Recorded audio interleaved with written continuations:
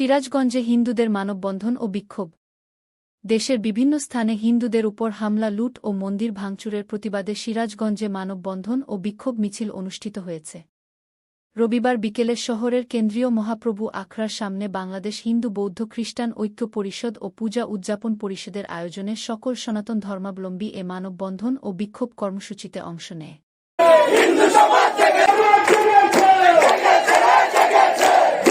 জড়ো হতে থাকে সনাতন ধর্মাবলম্বীরা।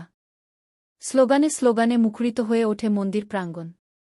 দেশের বিভিন্ন স্থানে হিন্দুদের উপর হামলা, লুট ও মন্দির ভাঙচুরের প্রতিবাদে ও হামলাকারীদের গ্রেপ্তার বিচারের দাবিতে সিরাজগঞ্জে মানববন্ধন ও মিছিল করেছে সাধারণ সনাতনীরা।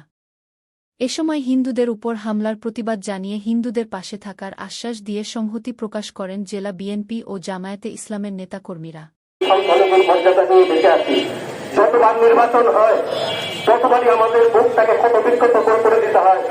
আমরা দেশের বিভিন্ন স্থানে হিন্দুদের উপর হামলা, লুটের প্রতিবাদ ও দোষীদের বিচারের আওতার আনার দাবি জানানো হয়।